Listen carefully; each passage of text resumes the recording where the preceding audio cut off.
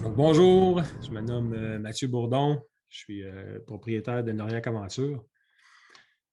Je suis partenaire de Caravanier en région. Ce soir, on vous présente notre voyage sur la Macpaye, Mote Ekoipu, la mythique rivière sauvage de la Côte-Nord.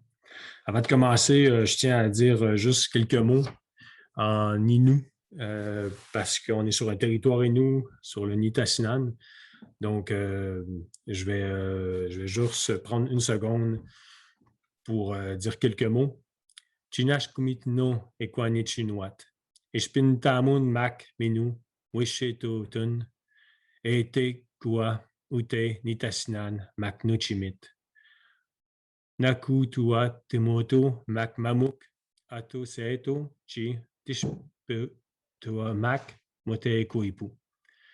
Donc, j'ai lu évidemment une partie du. Donc, je dis grosso modo que je remercie mes amis Inuits de nous accueillir sur le territoire, sur l'Nitassinan, qui a été parcouru par leurs ancêtres depuis des millénaires. Entre autres, le secteur du lac Macpaye qui a été parcouru par Mathieu Mistococho. Et puis, je ne peux pas passer, outre le fait de parler de Serge Bouchard, qui est décédé hier. Je lève mon chapeau à Serge qui nous a fait tant rêver sur la Boréalie, sur les aventures du Grand Nord, et puis qui a mis en mots les aventures de Mathieu Mestococho, chasseur et nous, entre autres au lac Macpaye. Mathieu Mestococho qui était un chasseur de caribous. Donc, c'est moi sur la rivière Macpaye. C'est moi sur une autre rivière dans la région de Montréal lorsque j'avais 18 ans. Et c'est ma fille là, qui a bientôt 18 ans que j'ai pu amener sur la rivière cet été. La rivière, là, Macpaye, moi, je la parcours depuis donc 96. J'ai plus de 36 voyages sur la rivière, là, possiblement 200 jours. Donc, je la connais très, très bien. Je la connais par cœur, je pourrais dire. C'est une rivière que j'affectionne énormément. Je prends aussi quelques secondes pour parler de l'AEVM, qui est la gang qui nous permet d'aller sur la rivière parce que c'est eux autres, en fait, qui font les aménagements des campings, des portages tout le long de la rivière. Fait que c'est grâce à eux qu'on peut descendre la rivière. Donc, je fais aussi partie de l'AEVM. Donc, c'est vraiment eux qui ont vraiment permis de populariser la rivière Macpaye, entre autres. La rivière Macpaye, c'est situé ici, à peu près. On voit là, ce qui est en orange, c'est les plus hauts sommets du Québec. Ça, c'est la péninsule du Québec-Labrador. Puis, finalement, tout ce qui est comme orange, c'est à peu près 1000 mètres, là, le brun, en fait. Puis l'orange, on parle d'à peu près 800 mètres. Donc, toute l'eau s'écoule du sommet du Québec vers chacun des. Ici, là, la George, la Grande, les rivières de la baie James et toutes les rivières de la Côte-Nord. Ce qui sont particuliers ici, les rivières de la Côte-Nord, c'est que vous voyez que le plateau, là, le sommet du Québec-Labrador, finalement, est très décentré hein, vers le niveau zéro des mers, ce qui fait que ça fait des rivières qui sont très à pic, mais qui ont quand même énormément de volume parce qu'ils prennent leur source dans le plateau du Québec-Labrador. Ça fait comme des rivières qui sont uniques dans le monde. Puis la Macpaye, elle a quelque chose de très, très particulier parce que elle a beaucoup, beaucoup, beaucoup de rapides et de chutes avec un profil là, qui est très régulier, qui permet là, de la descendre puis de faire des belles descentes sur la rivière. On voit ici là, tout le bassin versant de la rivière. On parle de 7600 km² à peu près. La majorité du bassin versant, c'est le nord de la rivière. Nous, on part d'à peu près ici pour faire la basse Macpaye, mais la majorité du bassin versant, à peu près, on pourrait dire, il y a 7000 km² là, qui vont alimenter là, la basse Macpaye, puis à peu près 600 km² peut-être vont arriver là, dans cette partie-là. Le bassin versant, c'est tout simplement qu'ici, finalement, c'est la délimitation des plus hautes montagnes. C'est l'endroit que toute l'eau finalement coule. La goutte qui tombe ici, là, par exemple, va finir par se rendre jusqu'en bas, jusqu'au fleuve, jusqu'au golfe Saint-Laurent. Ça, c'est le lac Macpail. Ça vous donne une idée là, de quoi peut ça peut ressembler, comment c'est magnifique. La rivière Macpail, c'est une vallée très profonde. On a des sommets, hein, des sommets à 600-700 mètres. Ça, c'est le lac. On peut voir, c'est une vallée en auge, une vallée glaciaire qui a été formée par le glacier. Le lac Macpail, 80 km de long par 1 km de large. Donc, c'est immense. C'est un très grand lac et un lac très profond également. Là, on est sur la base Macpail, on voit déjà aussi à quoi ça peut ressembler. Là. Ça, c'est au début, là, juste au début du lac, la Moussa Caribou. Et puis, on voit là, quelques petits rapides et puis des plats, là, des planioles entre chacun des rapides. C'est une rivière là, qui est une rivière aussi, une rivière en forme d'escalier. Des rapides là, de classe 3 à 4, sur une échelle de 1 à 6. On est toujours dans des rapides comme relativement faciles. Classe 3 étant comme la limite là, du canot ouvert, là, par exemple. Ici, là, ça a l'air impressionnant, mais c'est un seuil, c'est de l'eau blanche. Là, on ne voit pas de bateau dedans, mais c'est quand même très abordable. C'est des belles grandes lignes franches, pas tellement de changement de direction. C'est relativement facile, quoique très impressionnant. Et puis, donc, entre chaque rapide, comme je disais plus tôt, il y a beaucoup de planioles, il y a des plats qui permettent là, finalement de pouvoir s'arrêter, de reprendre son souffle, puis de regarder un peu le paysage. Donc, on commence notre voyage à Havre-Saint-Pierre. Havre-Saint-Pierre qui est en plein cœur de la Minganie. Minganie, là, la Minganie qui est finalement qui abrite aussi les îles Mingan qu'on voit ici. Havre-Saint-Pierre est là. Un voyage en avion d'à peu près 45 minutes pour se rendre au pied du lac Macpail. On voit ici le grand lac Macpail, je vous disais plutôt 80 km de long. Et puis le bassin versant là, du lac Macpail, la Macpail Ouest, la Macpail Est ici. Nous, ce qu'on fait, c'est à peu près, donc de là à là, c'est un voyage d'à peu près 60 km qu'on va faire à peu près en 6 jours. Donc, on décolle du lac des Plaines à Saint-Pierre. On vole avec René, le pilote d'expérience. René est là depuis tout le temps. C'est un monument du pilotage de hauteur sur Havre-Saint-Pierre. Voici à quoi ça peut ressembler. Les montagnes, la brume. On traverse toutes les vallées. Les vallées sont nord-sud, fait qu'on les traverse toutes. On peut voir plusieurs rivières là, durant notre parcours. La Romaine, la Mingan, la Saint-Jean, qui ont chacune leur propre personnalité. Fait que le voyage d'avion en soi, c'est déjà l'aventure. C'est magnifique. Là, l'avion vient de nous déposer. On est sur le lac. Et puis l'avion repart. Là, on voit là, un petit peu là, les petites frisées là, sur l'eau qui démontrent que l'avion est en train de décoller, de prendre son envol pour partir sur le lac. C'est le lac Macpail. Le silence après que l'avion soit parti. Et puis, ça fait énormément de bruit hein, en hauteur.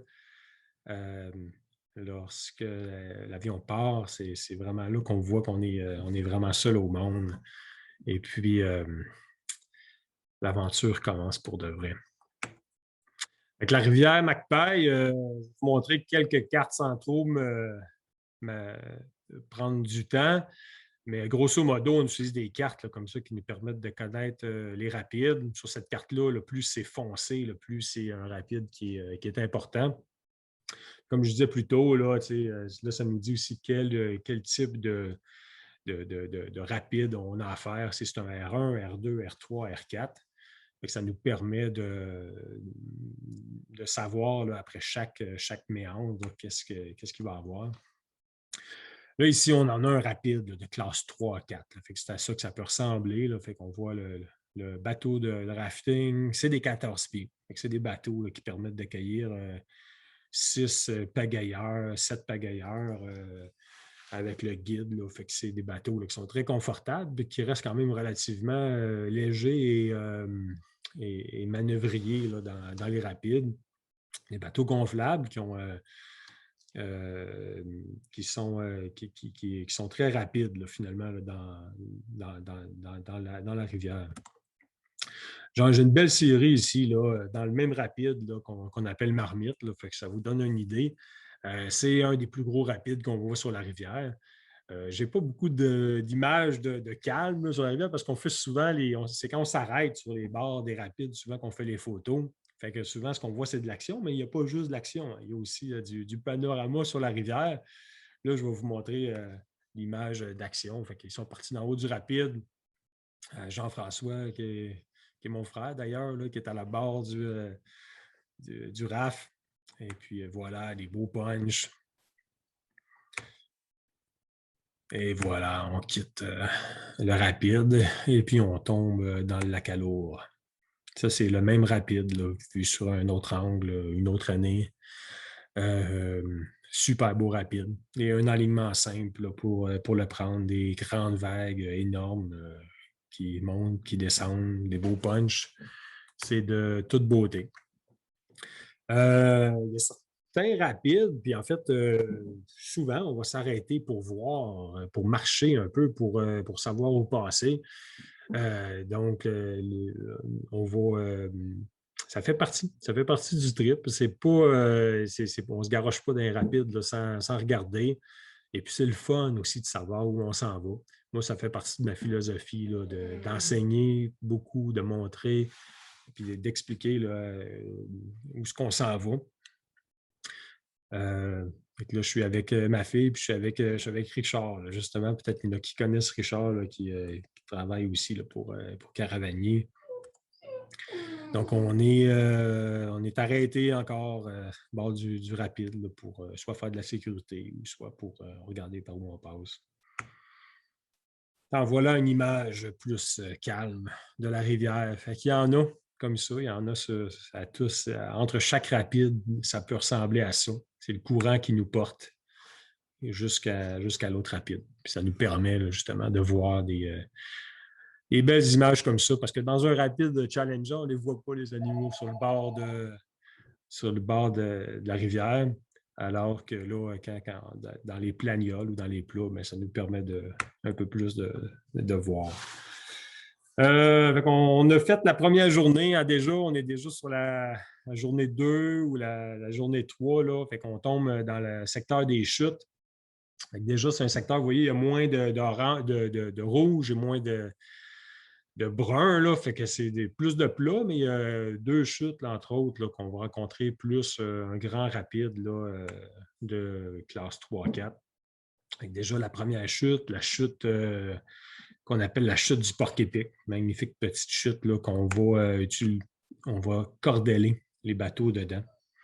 Ça, d'ailleurs, c'est un catarafe là, qui permet de transporter le bagage. Fait qu'on peut mettre jusqu'à 800 livres de matériel dans ces bateaux-là.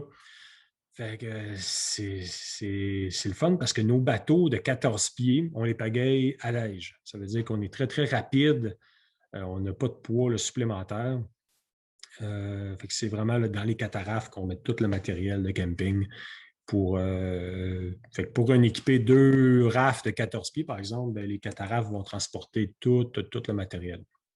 Là, on est sur la deuxième chute, la grande chute qu'on appelle. Celle-là, par exemple, très rocailleuse sur le côté, fait qu'on partage le raft. Fait que là, ce raft-là, je pense qu'il est vidé de son matériel aussi. Ouais, voilà. Le matériel, lui, a été transporté à ce moment-là là, sur le bord de la rivière. Et puis, on va le rembarquer au pied de la chute, tout simplement. On voit un autre raft, là, ça, c'est pas un catarafe, c'est un raft qui est en train de se faire cordeler là, dans la chute. Fait qu'on le pousse un peu là, pour l'envoyer dans la chute. Et on le cordelle pour ne pas le perdre là, dans la chute, finalement. Encore une fois, là, un 14 pieds qui passe là, dans le même bord de chute, la grande chute. Et puis, voilà, c'est la grande chute vue de l'amont.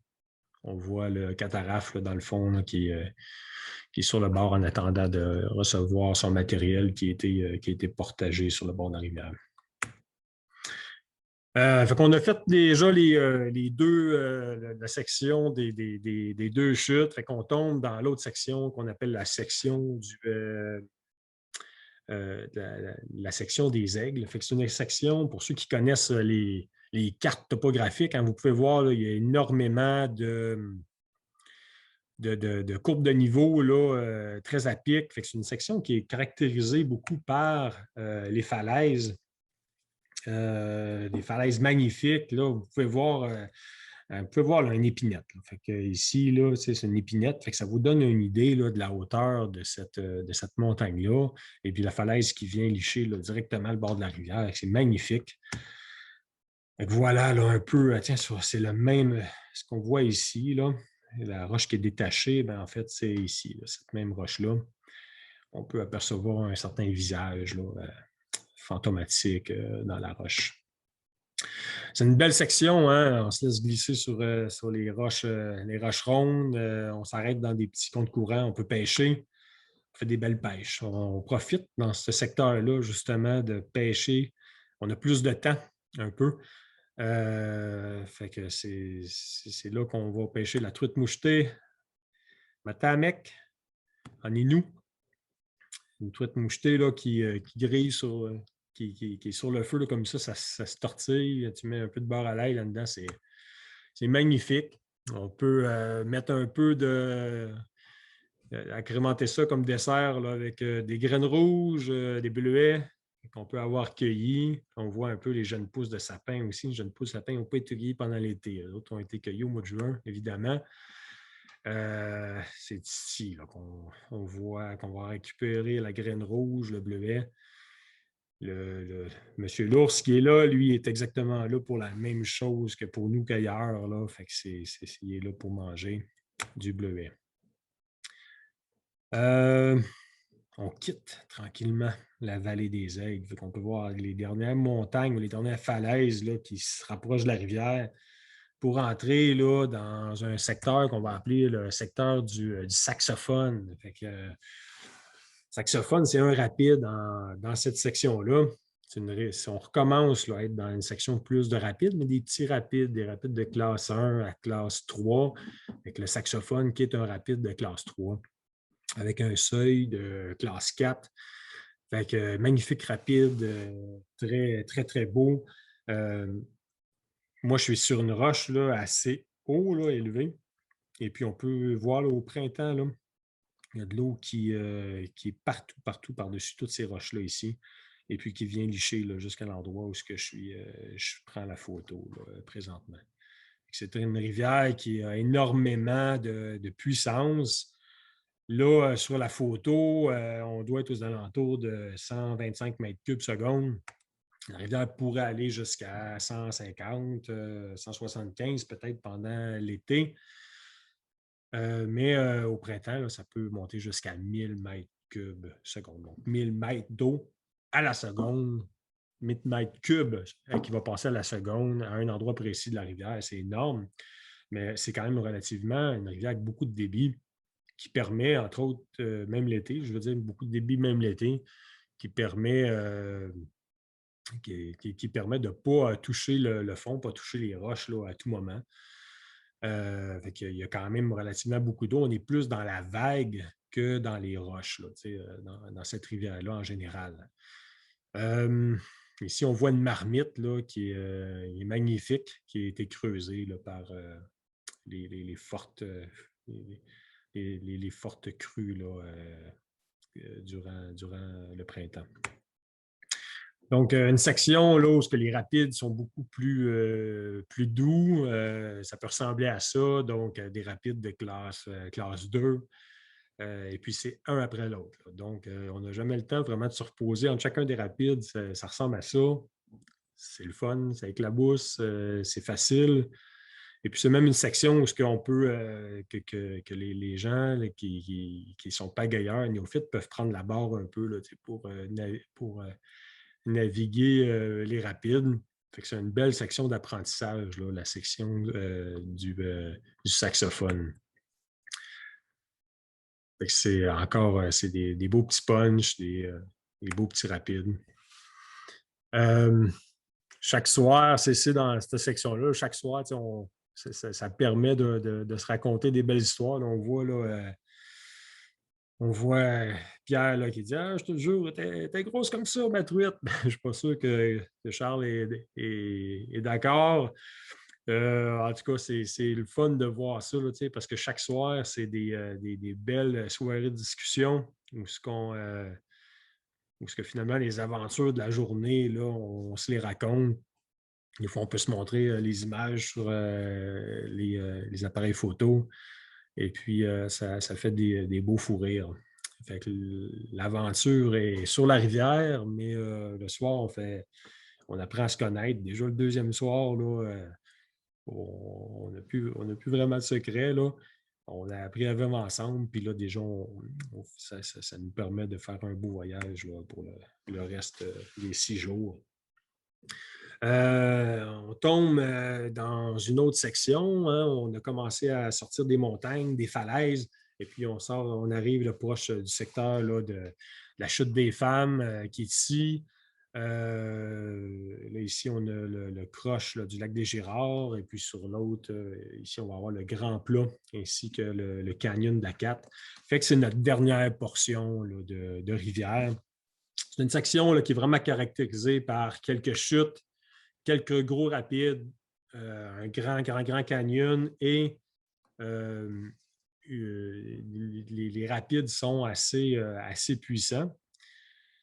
Quand même, là, dans cette section-là, vous allez le voir un petit peu plus loin. Les campings sont magnifiques. On a de l'horizon parce que les montagnes ont commencé à baisser, ce qui fait qu'on commence à voir le soleil beaucoup plus tôt le matin. Ils ne sont pas cachés par la montagne. Ça nous permet là, des fois de prendre le café un petit peu plus tôt puis de partir un peu plus tôt pour profiter de la journée. Ça, c'est le camping qu'on appelle pétanque. Magnifique.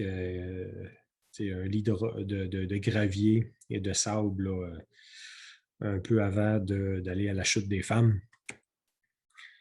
Ça peut ressembler à ça, là, les petits matins, d'ailleurs, quand on se lève, là, justement, là, à pétanque ou à la chute des femmes. Fait que, beaucoup de brume, surtout si vous venez à l'automne, si vous venez en septembre, là, le contraste entre les nuits très fraîches et les journées très, très chaudes, et puis l'eau qui est relativement chaude grâce au lac, bien, vont faire des gros contrastes puis vont faire aussi beaucoup de brume. On voit ici là, la descente de la chute des femmes. La première portion, on ne l'aura pas fait parce qu'évidemment, ce n'est pas possible. La deuxième section est plutôt un rapide. Fait que là, souvent, on va la faire là, dans le bateau. On va juste la faire avec des bateaux à neige. Comme je vous dis, la première portion, on va l'avoir partagée avec des bateaux légers. Fait que ça, c'est un petit saut de puce, là, 100 mètres. Et puis, c'est déjà fait, on est déjà reparti. Il paraîtrait qu'il y a de la truite grise là, à la chute des femmes. Il y a les premiers rafters qui ont ouvert cette rivière-là dans les années fin 80, là, Don Malo, Philippe Forté m'avait dit qu'il y avait de la truite grise. Je l'essaye à chaque fois. Je rêve de prendre une truite grise, là, cacamousse en Inou sur la chute des femmes. Si vous venez, je vous invite, on essaiera d'essayer d'attraper une truite grise. Je ne l'ai jamais attrapée encore, mais apparemment qu'il y a de la truite grise dans cette immense chute-là. Donc, je vous parlais des rapides puissants. C'est un peu ça. Hein? Fait que c'est des grands plats, des endroits, des planioles, finalement, entrecoupés de rapides là, quand même qui sont des bons challenges. Mais ce n'est pas des rapides qui sont difficiles. Hein? Encore une fois, c'est des rapides qui sont c'est des enlignements. Fait qu'il faut les prendre à bonne place. On s'enligne avant, on les prend à bonne place. Souvent, c'est des gros punch. Et puis, on sort tout de suite après du punch. Ici, on l'appelle la chute. C'est la chute numéro 5. Donc, c'est une magnifique magnifique punch, encore une fois. C'est les gens qui seraient un petit peu comme inquiets, là, pourraient tout simplement débarquer sur la roche, marcher les quelques 10 mètres, là, et puis de se récupérer de récupérer en bas dans le bateau. Sinon, on fait des techniques, là, par exemple, on va dire aux gens, ben, asseyez-vous dans le bateau, puis on va faire la chute ou l'espèce de petite passe là, comme ça, là, pour éviter que personne tombe là, du bateau. C'est à ça que ça peut ressembler, les rapides, là, dans cette dernière section-là. Il y en a un dernier grand là, qu'on appelle Borealis, qui lui est un rapide qui est plutôt costaud, mais que lui, on essaie d'éviter au maximum. Quand l'eau est trop haute, on va l'éviter au maximum, par exemple en passant plus par les côtés là, pour éviter toute exposition inutile, là, par exemple. Fait que ça termine pas mal avec un rapide, des 2 rapides comme ça de classe 5 qui vont nous avoir comme permis, là, finalement, dans toute la rivière, vous avez compris que c'est assez progressif. Fait qu'on a commencé avec quand même assez challengeant. C'est du rapide classe 3, assez continu, des rapides classe 3-4. Première journée, on a eu la section des aigles plutôt calme. On est retombé dans des rapides assez ludiques, rapides de classe 1 à classe 3 maximum, classe 2. Et puis, on finit là, avec 2 bons rapides de classe 5, puis entrecoupés de rapides de classe 3-4. Donc, la dernière journée est assez quand même challengeante.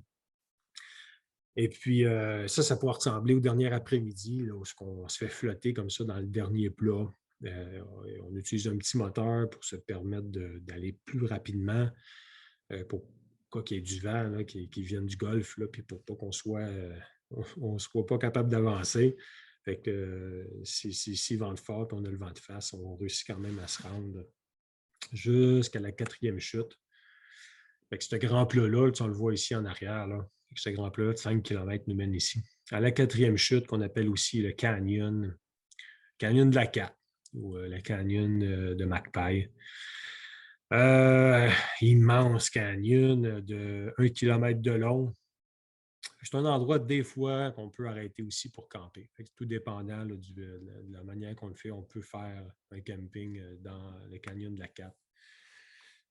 C'est un endroit où toute l'eau qui passe dans la rivière, là, qui est très large, à certains endroits, vous allez pouvoir, les rapides, va passer dans des endroits très étroits. On le voit là, ici, là, pour vous donner une idée là, à quel point c'est immense. Là. Ici, le petit point noir n'est pas une personne humaine, mais pourrait l'être. Je sais qu'il n'y a pas personne qui irait de ce côté-là de la rivière, mais sur cette photo, je ne le vois pas, mais normalement, il y a une personne aussi qui est du côté droite rivière. On dit gauche, rivière en descendant, et droite, rivière en descendant. Fait qu'ici, ce serait à droite, ici, droite en descendant. Donc, oui, c'est immense. On voit toute la puissance de l'eau. D'ailleurs, ici, ce tronc d'arbre-là là, est là depuis des années. Et puis, il doit faire 1,5 pied peut-être à la botte, là, ici, là, ou 2 pieds. Une immense épinette sec. Là. Fait qu'il y a de l'eau aussi qui passe au printemps. Ça a été amené au printemps. Fait que ça devient une chute, une espèce de vase où l'eau passe de chaque côté. Fait qu'on se retrouve là dans ce secteur-là. Fait que on se sent petit. Et puis, on peut comprendre toute la puissance de cette rivière-là quand on imagine qu'est-ce qui peut passer au printemps. Fait qu'encore le canyon de la Cat, vu d'en bas, c'est à ça que ça ressemble. Une espèce de pyramide, là. L'eau passe de chaque côté au printemps aussi. Endroit magnifique. C'est le point culminant de notre voyage. Fait que c'est là pas mal que ça s'arrête. Fait qu'on ramasse le matériel, on le met dans des poches si on le fait voler en hélicoptère ou un avion aussi peut venir le récupérer en haut de la 4e chute. Et puis, nous, on est à droite de la rivière, fait qu'on va utiliser un petit ponton là, que j'ai construit avec un de mes amis qui nous permet là, de traverser la rivière et puis de se rendre du côté gauche où là, on termine notre voyage. Là, ici, on voit la 3e chute. Là, pour ceux qui auront encore d'énergie pourront aller marcher et aller voir la 3e chute ou rester dans la région et puis d'aller le voir le lendemain. Fait que va te coucher, ma belle. Il y a ma chienne qui est fatiguée. Fait que va te coucher, ma belle. Va te coucher, ma belle.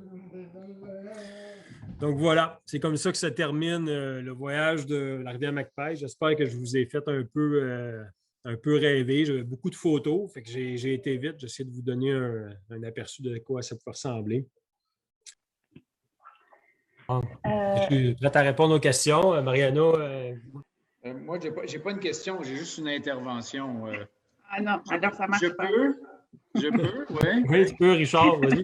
Bon, OK. Donc, Richard Rémy, je suis le fondateur de Caravanier il y a 23 ans, et puis je peux juste vous dire, puis je ne sais pas s'il y a des gens sur Facebook qui assistent, mais j'ai descendu la Magpie avec Mathieu l'an dernier. Ça faisait au moins 30 ans que je regardais cette rivière-là, puis que ça me tentait, puis la vie m'a amené ailleurs pendant de nombreuses années.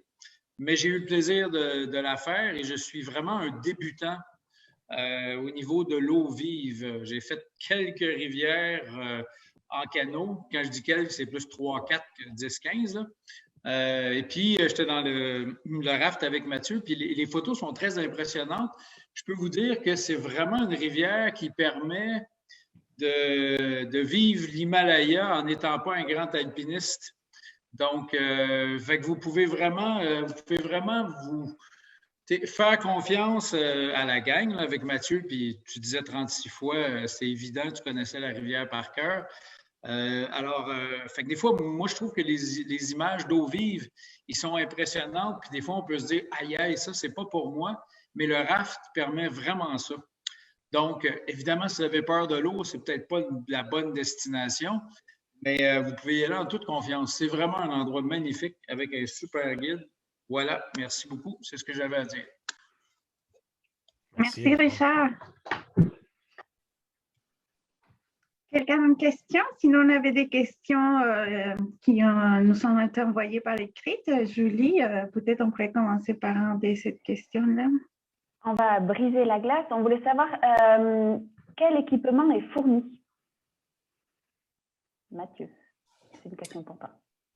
Oui, ben en fait, c'est tout l'équipement nautique en fait, qui est fourni, c'est-à-dire, on parlait du wetsuit, on parlait d'un anorak qui vient couper le vent. Fait que le wetsuit, c'est un wetsuit de style salopette. Fait qu'évidemment, on porte quelque chose en dessous, là, par exemple, comme un polar. Et ça laisse les épaules dégagées là, pour pagayer sans se blesser, là, par exemple, puis se faire des ampoules en dessous des bras, là, par exemple. Avec ça, évidemment, la veste de sauvetage. On fournit aussi un gros sac au sec, donc environ 110 litres, là, qui permet là, vraiment de tout mettre le matériel puis garder ça de manière étanche. Donc, là, on peut mettre la tente, le sac de couchage. On parle de la tente, le tapis de sol. S'il y a des gens qui ont leur propre tente, évidemment, ils peuvent l'amener. C'est même mieux là, dans le contexte COVID, s'il y a des gens qui ont leurs propres équipements de camping. Donc, et puis évidemment, la bouffe, toute la nourriture est fournie. On a montré juste une petite partie. Là. J'ai juste montré les truites de la rivière et puis les petits fruits, là, parce qu'il fallait que je coupe un peu, mais on mange quand même bien sur la rivière. Là. On mange pas de la truite là, tous les jours, là, puis on mise pas là-dessus là, pour se nourrir. Et ça ressemble pas mal à ça. Et dans la même sujet d'équipement, sur Facebook, il y a Micheline qui demande quel genre d'appareil photo on peut apporter. En fait, évidemment que si on veut prendre des photos à partir du bateau, ce qui est bien le fun, hein, c'est les caméras de sport qu'on peut comme attacher sur le casque. Fait que ça, c'est pas un problème. Là. Si vous voulez porter votre caméra de sport, on peut tout simplement, il y a des espèces de petits trépieds là, collants là, qu'on peut coller sur les casques qui vont être fournis.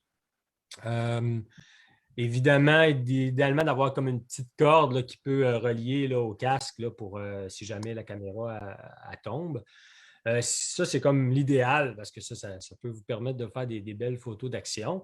Mais sinon, là, même tous les appareils photo étanches, à cette heure, je sais qu'il y a des iPhones là, qui sont complètement étanches. Ça fonctionne très bien. Idéalement, c'est toujours d'avoir l'espèce d'étui avec peut-être le petit leech là, ou la petite corde là, qui pourrait être attachée pour ne pas le perdre, là, tout simplement. Là. Fait que voilà, ça fait très bien l'affaire. Et puis aussi, si vous êtes un photographe professionnel, n'hésitez pas à amener votre appareil photo avec le Pelican Case, là, la valise. On va être bien content là, d'avoir vos photos là, par la suite, là, ou que si vous voulez bien les partager.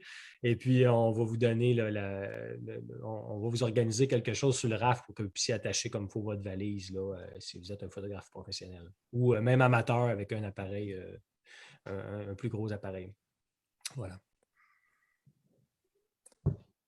Merci. Lynn, on vous écoute. Oui, Mathieu, c'est plus logistique, mais à Havre-Saint-Pierre, on peut laisser la voiture à quel endroit pour toute la semaine? Et lorsque nous sortirons de la Magpie, ça serait à peu près vers quelle heure? Simplement pour savoir si c'est préférable de coucher le dernier soir à Havre-Saint-Pierre ou si je peux descendre un petit peu vers le sud. Ben, en fait, en fait, il faut savoir qu'on est dans l'aventure. Hein. Fait que ce qui est prévu, c'est de voler en avion. Fait que là, nos avions sont réservés là, pour la première journée du départ. Si, par exemple, il y a de la brume, puis là où il y a une annonce, des fois, la brume peut empêcher de voler. Fait qu'on va se revirer vite, puis on va trouver un hélicoptère pour voler, puis on va quand même monter au lac Magpie. La majorité, 90% des cas, ça va être avec l'avion. Ce qu'on va faire, c'est qu'on fait tout simplement laisser nos voitures au lac des Plaines, ce qui est la base d'Hydravion. C'est là qu'on va se rencontrer le matin du départ. On va voler au lac Magpie. Et puis, notre retour, ben, il ne se fera pas. Je sais que j'ai peut-être été rapide parce que je manquais un petit peu de temps, mais notre retour ne se ferait pas à Havre-Saint-Pierre. En fait, on arrive au niveau de la 138, là, à peu près à 80 km d'Havre-Saint-Pierre. Fait que là, en arrivant de là, on va avoir un mini-bus ou 2 voitures louées qui vont nous transporter jusqu'à nos voitures, finalement, à Saint-Pierre. Fait qu'il faut vraiment penser, on va être arrivé vers l'heure du souper, l'heure du souper tard, là, à Saint-Pierre. Ça se peut qu'on soit fatigué. Fait que de prendre la route puis de remonter à cette île, c'est peut-être pas l'idéal, quoique c'est très possible. Il y en a qui le font, là, qui peuvent le faire si vous êtes des bons conducteurs. La route, c'est pas une route non plus qui est très, très achalandée. Là. Fait que entre la Méganie et Havre-Saint-Pierre, entre la Méganie et cette île, là, on parle d'à peu près 1h30 de route, là, par exemple, là, si vous aviez un hébergement à cette île. Et OK, voilà. c'est bon, merci. Et salut, Mariana. Micheline sur Facebook dit d'ailleurs, dépêchez-vous car la plupart des chambres sont louées à Saint-Pierre. Donc, je transmets. On a une autre question, c'est est-ce qu'il y a beaucoup de portages? Oui, en fait, sur la rivière, on a 5, 6, 7 chutes qui sont vraiment là, des portages. Et c'est souvent des petits sauts. Étant donné que c'est un profil escalier, fait qu'on parle vraiment de rapide, plat. Fait qu'en fait, les dénivelations pourraient être assez brusques, comme les chutes. Fait que ça ne s'étend pas sur plusieurs centaines de mètres. Là. Fait qu'en général, 100 mètres, gros maximum, là, on va faire le portage, ça va ressembler à ça. Et la plupart du temps, le bateau va être transporté, va être plutôt cordelé. Ce n'est pas des immenses portages. Ça demande quand même de l'effort. Ça demande quand même un certain effort. Ça demande de la participation un peu sportive. Mais c'est ce qui fait de la Magpie une des rivières très populaires, c'est qu'il y a très, très peu de portages sur une section aussi longue. C'est unique, là. C'est vraiment unique de pouvoir avoir ça. Fait que c'est ce qui en fait une de ses caractéristiques. Je ne me suis pas abordé là-dessus. Il faut savoir là, que la première fois que j'avais fait que j'ai pratiqué, j'arrivais vraiment à comme 1h et demie. Fait que là, je me suis dit, bon, il faudrait vraiment que je réduise ça. Fait que j'ai coupé un peu ce qui était plus technique. Là. Mais la rivière Magpie là, est une des rivières les plus populaires là, dans les 2 Amériques. Le National Geographic l'avait déjà classée comme une des 10 meilleures rivières des Amériques. Et puis, il y a une étude de l'Université du Québec à Chicoutimi qui est venu confirmer ça et puis même le classer la deuxième rivière des deux Amériques en avant juste en arrière du Futaleufú du Chili. Et puis, pour vous donner une idée, le Grand Canyon du Colorado, qui est assez populaire, là, arrive en 8e position. Fait que c'est quand même assez extraordinaire. Puis le fait d'avoir si peu de portage fait entre autres partie des caractéristiques qui font que cette rivière-là, elle a ce classement-là. Ouais. D'accord. Une autre question, c'est, tu as parlé de pêche. Est-ce qu'on peut pêcher? Est-ce qu'il faut fournir son propre équipement? Et du coup, il y a une autre question qui est reliée, qui dit, est-ce qu'il faut cuisiner? Et est-ce que les participants cuisinent et qu'est-ce qu'on mange? OK. Bien, en fait, oui, c'est une très bonne question là, pour la pêche. En fait, nous, ce qu'on va fournir là, sur le voyage, on a souvent 2 cannes télescopiques. Là, et puis, c'est ce qu'on va fournir. Fait qu'avec pour ceux qui connaissent, là, 2-3 cuillères, des Toronto Wobbler avec quelques hameçons, c'est ça qu'on fournit. C'est pas les équipements professionnels avec des cannes à 500 $. De toute façon, là, les pêcheurs, je le sais, s'il y en a dans place ici, là, ils vont amener leurs propres équipements. Ce n'est pas un problème. Fait que je le sais, c'est comme ça que ça fonctionne en général. Idéalement, ce serait toujours d'apporter des cannes télescopiques. Fait que comme ça, on ne risque pas de les briser. Il faut comprendre que les cannes vont se retrouver sur le catarafe. Et puis, dans certains cas, il pourrait être brisé. Là. Par exemple, c'est déjà arrivé que des cannes étaient cassées. Fait que moi, je demanderais quand même d'apporter des cannes télescopiques. Mais ça, ce n'est pas un problème. Tous les pêcheurs qui veulent apporter leurs propres équipements, c'est bienvenu. Oui. Et qu'est-ce qu'on mange? Ah oui, qu'est-ce qu'on mange? On va manger de la truite parce que ça c'est certain que c'est 100% de chance d'en avoir. Ça, c'est à chaque rapide, on pourrait s'arrêter là, puis pêcher, puis à quelque part, il faut s'arrêter aussi. Il faut en laisser pour les autres. Puis faut la manger aussi, la truite qu'on pêche. Hein, c'est ça qui arrive. Puis je ne vous cacherai pas qu'à un moment donné, on en vient écœuré aussi. C'est ça qui arrive. À un moment donné, au bout de 3 jours, si on mange juste de la truite, c'est pas possible non plus. Ça se peut pas, là. C'est très bon, mais c'est pas possible. Fait que, mais qu'est-ce qu'on mange? Mais les menus qu'on fait avec Caravanier et Noriac, on essaie toujours de manger le plus localement possible. Puis là, ici, si vous êtes sur la Côte-Nord, évidemment, que tout dépendant du moment où ce que vous venez, là, ça va être en fonction des arrivages de poissons, par exemple, à la poissonnerie d'Havre-Saint-Pierre. Fait qu'on va essayer de trouver, de voir qu'est-ce qu'il va y avoir à ce moment-là. Sinon, le flétan, possiblement, qu'on va en avoir, tout dépendant de la pêche qu'il va y avoir eu au mois de juillet. On a un pêcheur, justement, quelqu'un qui habite à Macpail, qui est un de mes amis là, qui pêche le flétan. Fait que chaque année, là, j'attends l'arrivage fin juillet, puis là, quand il arrive au quai, je m'en vais chercher 2-3 flétans de 150 livres. On met ça en darne, puis ça fait partie des repas, mais c'est toujours en fonction, c'est ça, en fonction un peu des arrivages. Fait que de garantir exactement qu'est-ce qu'on mangerait précisément, c'est difficile. Ça va être un peu en fonction des pêches qu'il va y avoir le restant du printemps puis cet été. Mais on peut penser à ça, la crevette, le flétan. On pourra vous faire goûter peut-être à la morue fumée, peut-être. On va manger certainement... je vais certainement vous faire le pita de saumon fumé au pesto de persil de mer. Sûrement que je vais vous faire ça. Donc, il faut savoir que chez Noriac, on cueille beaucoup. Ça se trouve que j'ai des guides qui sont aussi cueilleurs et qui ont aussi du temps, des fois au mois de juin, quand c'est le temps de cueillir. Fait que c'est un petit peu ça aussi, notre marque de commerce. Là.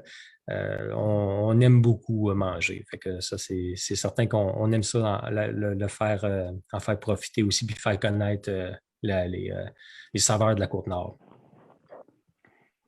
Et juste une question, si on est végétarien, on peut quand même participer. Non, ça, c'est pas possible. On veut... Mais non, mais il faut savoir que n'y a aucun problème parce qu'en fait, c'est tellement facile de faire des adaptations. Ça peut être végétarien. C'est le pita de saumon fumé, là, par exemple. Je vais vous faire un pita Je pourrais vous faire un pita de tofu fumé avec le pesto de persil de mer. Fait que vous allez quand même goûter le persil de mer. Fait que ça, c'est pas un problème. C'est sûr qu'on aime ça savoir d'avance quand même pour bien satisfaire tout le monde. Moi, je suis dans une famille là, qui est pas mal végétarien. Là, fait que puis ma conjointe fait beaucoup les repas pour Noriac. Fait qu'on on sait de quoi on parle. C'est pas un problème. Merci. Est-ce que nous avons des questions là dans la place? Sinon, je continue avec celles que j'ai. Oui, Lynn, allez-y, réactivez votre micro.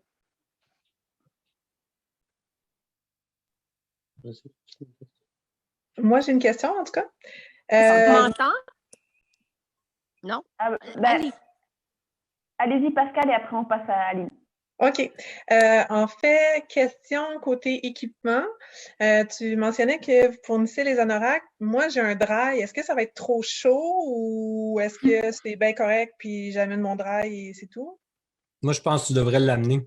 Puis, je pense que tu pourrais l'amener. Puis, je pense que tu serais confortable. Ça n'empêcherait pas d'amener quand même un wetsuit pareil. Tu sais. Puis, ça serait pas. Ça prend tellement pas de place. Mais des fois, c'est le fun d'être dans ses propres équipements, puis je le comprends très bien, que tu pourrais amener ton dry. Puis quand on a trop chaud avec un dry, on va dans l'eau, c'est tout. C'est ça. C'est-tu très baignable, chaud. la rivière? Oui. Oui, parce que je ne suis pas rentré dans ce genre de détails-là, mais il faut comprendre que, tu sais, par exemple, la rivière est très froide. Présentement, là, la rivière est à 4 degrés, pas tellement plus chaude à l'embouchure. La rivière qui sort puis que de l'eau. L'eau avec le courant du Labrador là, à 4 ou 5 degrés. Et l'eau va rester froide longtemps parce que c'est la grande masse du lac McPay fait une espèce d'office de réservoir, ce qui fait que l'eau la prend énormément de temps à se réchauffer. Fait qu'elle se réchauffe là, tout le mois de juillet. Et puis là, on arrive à la fin juillet, puis là, l'eau commence vraiment à être chaude.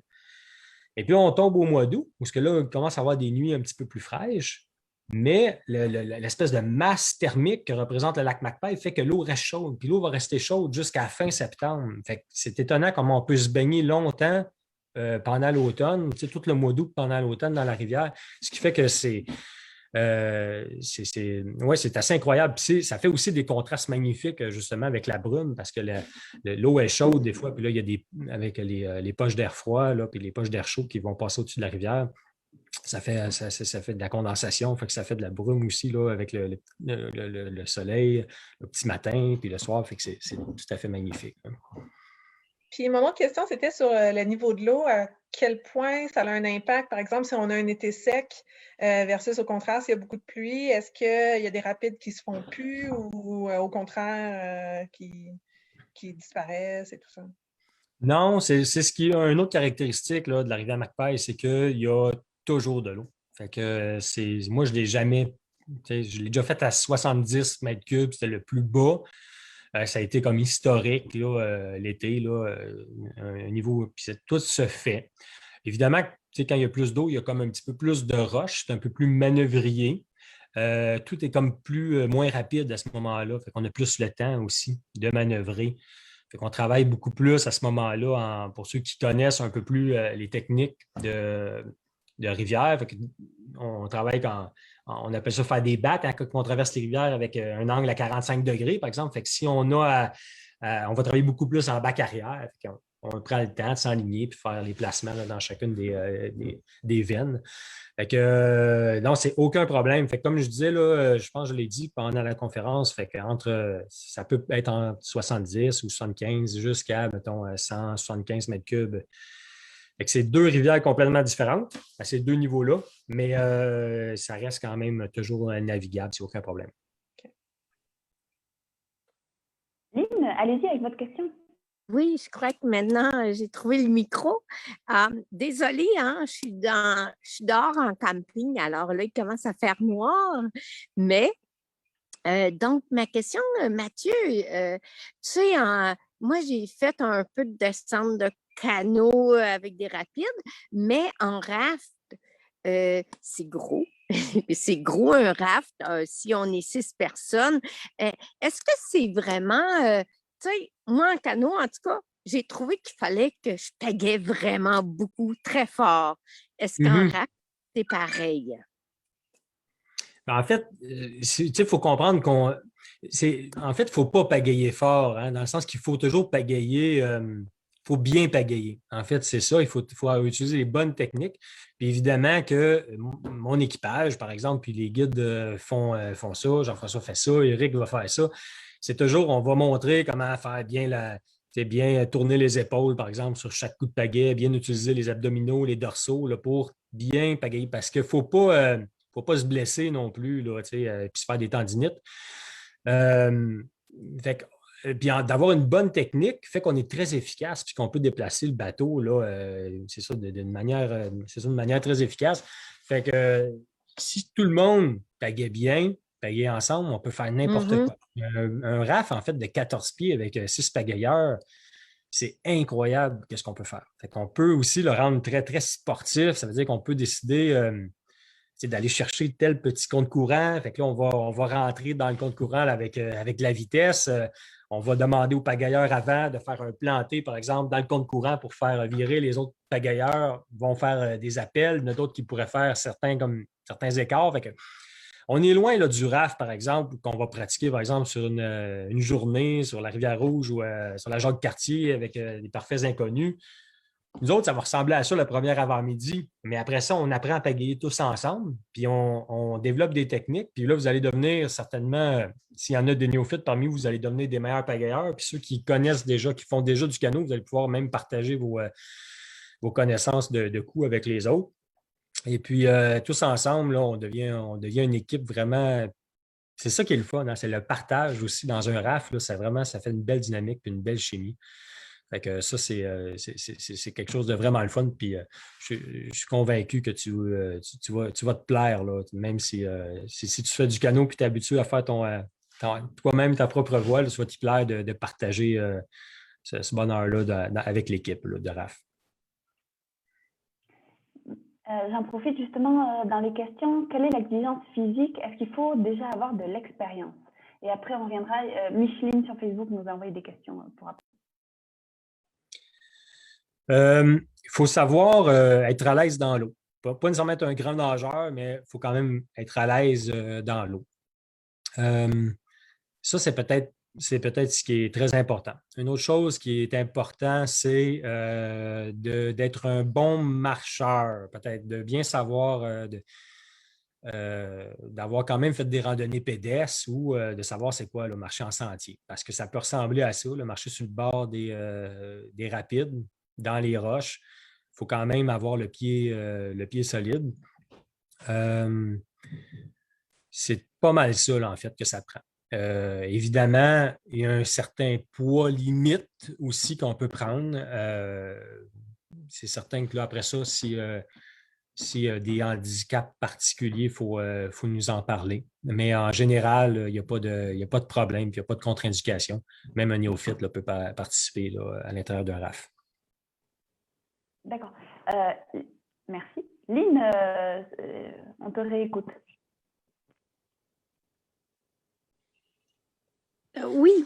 Je voudrais savoir, est-ce que les rafts, aviez-vous déjà chaviré en raft? Non, Lynn, c'est jamais. Non, pas sur la rivière Macpail. C'est déjà arrivé avec des amis pour faire exprès, pour challenger. Quand on ne veut pas, non, on ne chavire pas.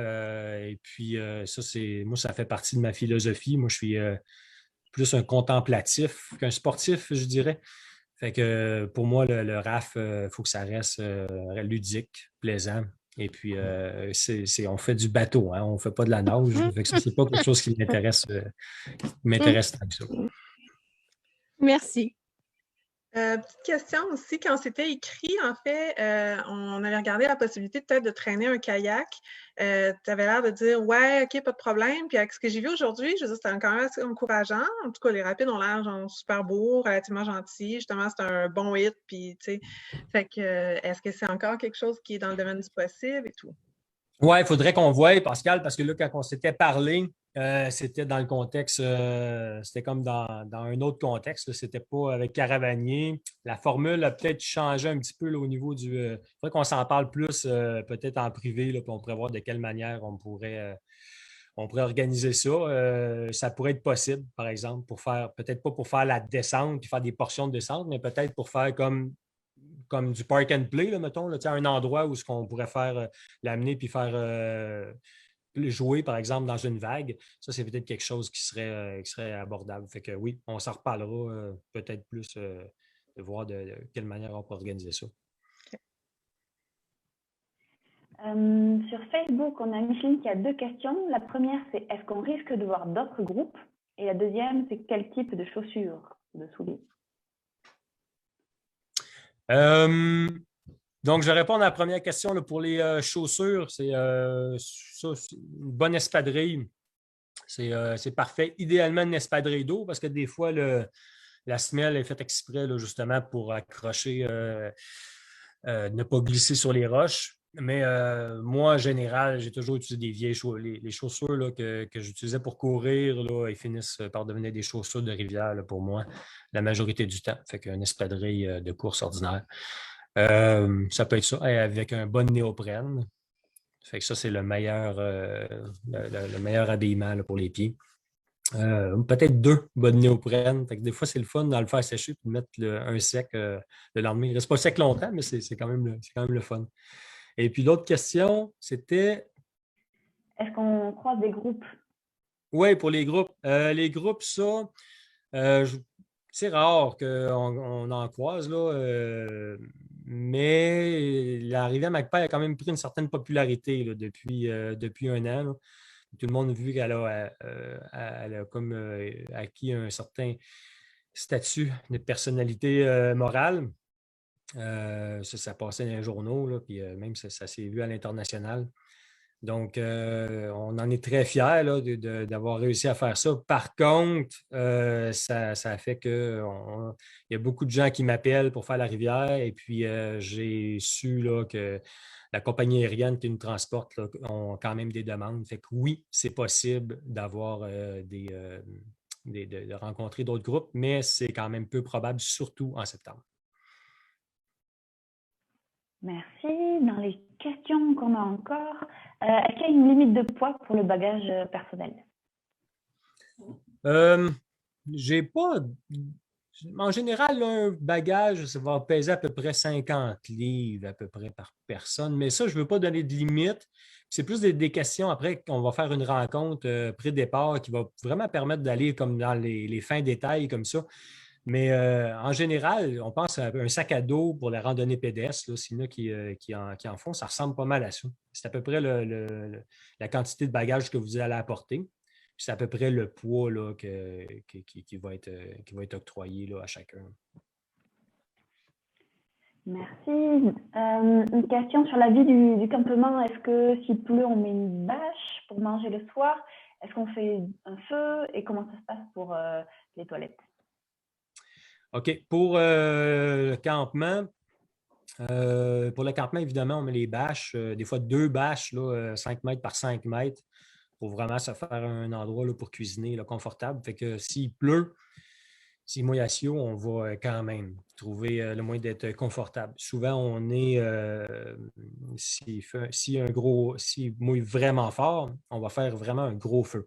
Ça nous permet de faire des plus gros feux, justement, là, quand il mouille. Fait qu'on on peut se réchauffer là aussi par la même occasion. Moi, je ne suis pas inquiet là, des fois de brûler les toiles avec les tisons, là, ça fait partie de la vie. Fait que ça, on peut. Il n'y a pas d'inquiétude là-dessus. Pour les toilettes, on fait tout simplement un petit sentier dans la forêt. Et puis, on va faire les installations là.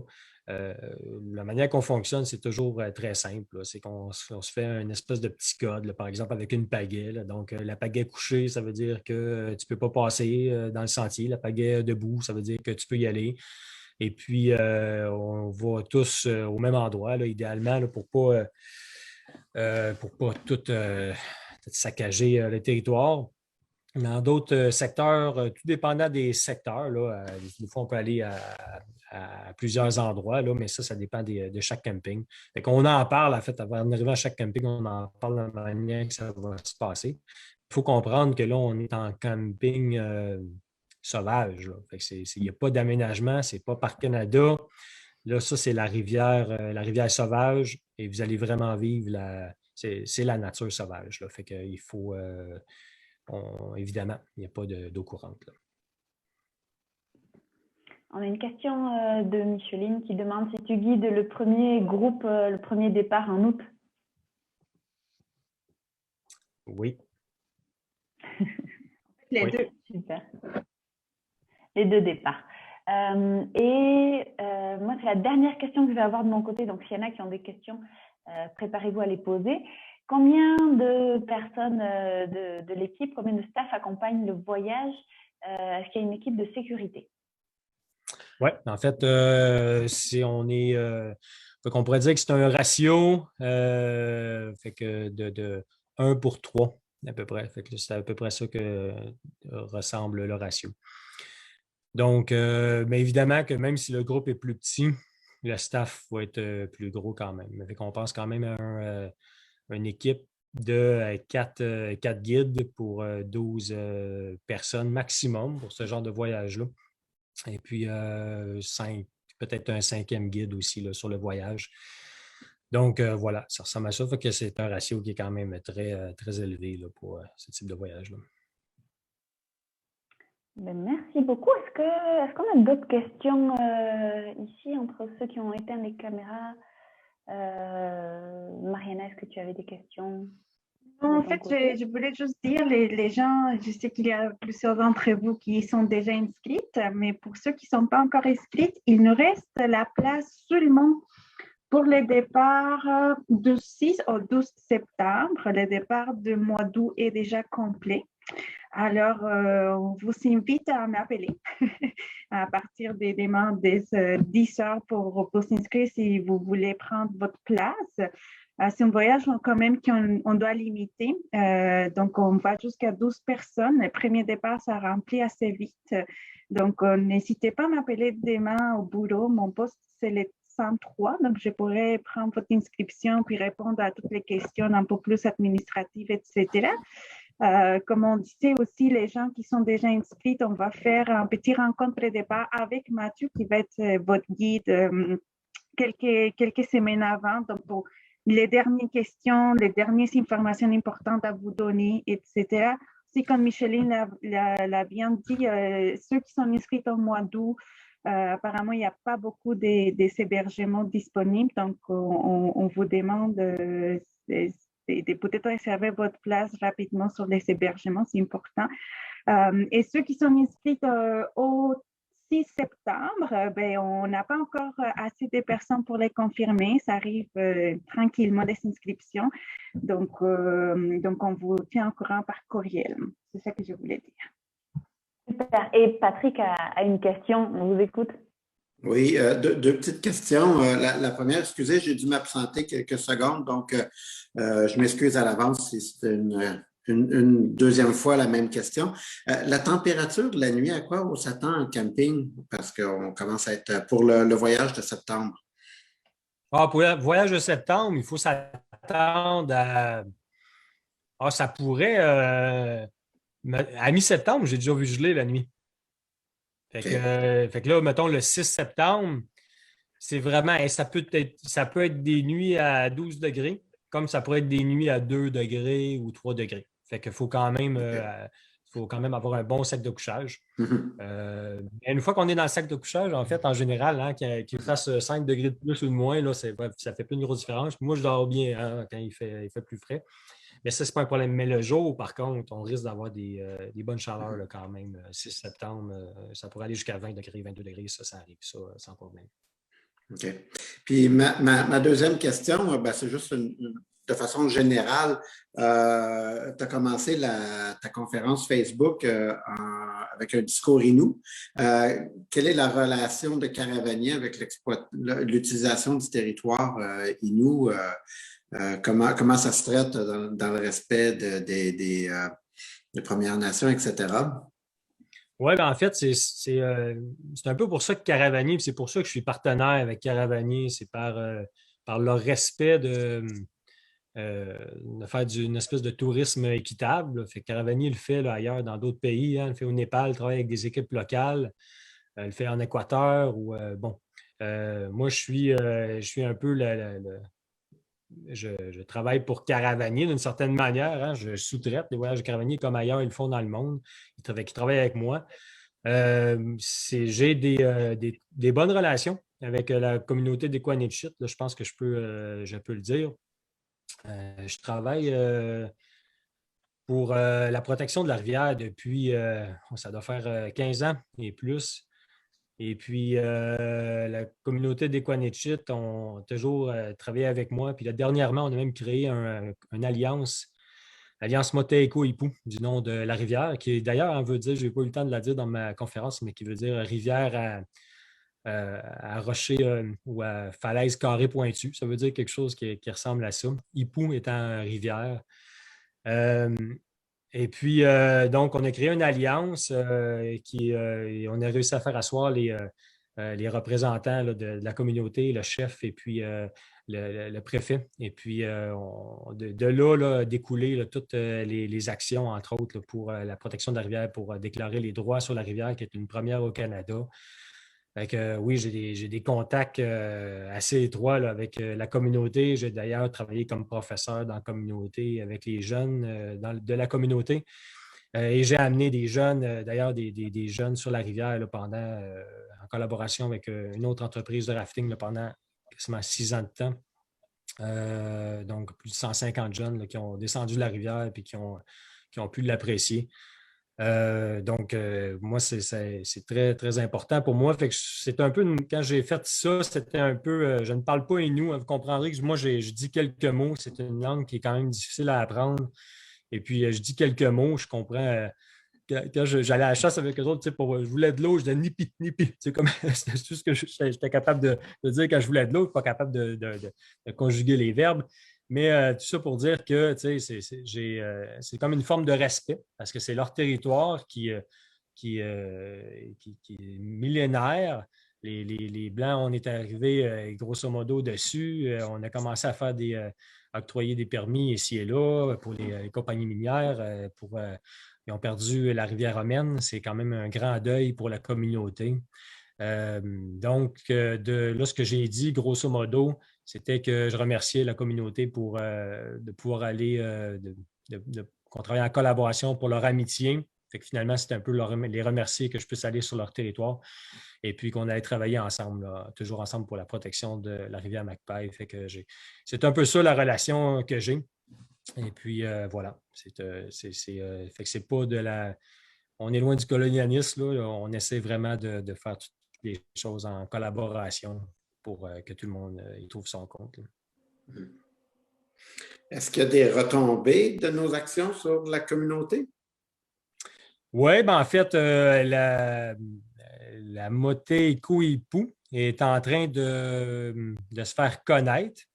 Et puis, on travaille pour faire éventuellement un parc de ce territoire-là, ou une espèce d'aire, parc, j'aime pas ça, plutôt un aire protégé.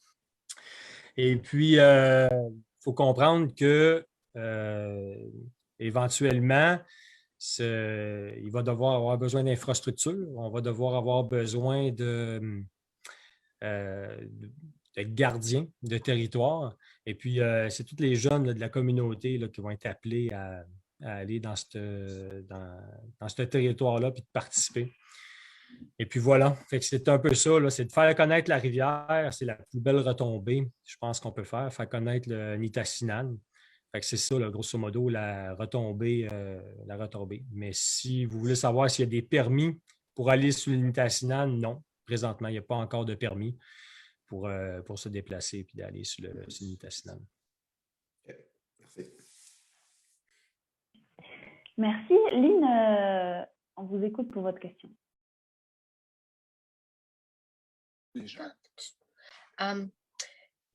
Ma question est, Mathieu, j'ai entendu tantôt, il y a ton frère qui travaille avec toi. Et est-ce qu'il y a quelqu'un de caravanier qui va accompagner le groupe ou c'est juste Noria? Ben, en fait, c'est un peu comme les deux, là, mais j'aimerais ça, là, qu'il y ait quelqu'un de caravanier qui puisse venir aussi là, sur le voyage. Tout ça n'est pas comme tout décidé puis tout attaché. Mais faut penser, ça va être une équipe là, de guides professionnels, minimum 4 qui va sur le voyage. Après ça, qui exactement, là, ça, je ne peux pas le dire encore. C'est un peu trop tôt. OK, c'est bon. Mais quand même, tu sais, la personne qui porte tous les bagages, là, je ne me souviens pas le nom du RAF en question, mais il y en avait deux. Quand même, il faut être assez expérimenté. Ben, en fait, ouais, mais tu sais, comme j'expliquais un peu, des fois, c'est plus des enlignements. Hein, fait que on remonte pas la rivière là, avec les bagages, fait que c'est plus de s'enligner, de trouver la bonne voie, puis après, on laisse le bateau glisser là, dans la bonne veine d'eau. Fait que oui, il faut être expérimenté, mais c'est quand même, tout est faisable. Là. Merci. Eh bien, merci beaucoup. Je pense qu'on a fait le tour de toutes les questions. Ça a été, je pense, une super belle rencontre. Merci Mathieu de tout le temps que tu as pris pour cette conférence. Puis si vous avez des questions, appelez Mariana demain au bureau. Puis c'est ça. On peut vous souhaiter à tous une bonne soirée.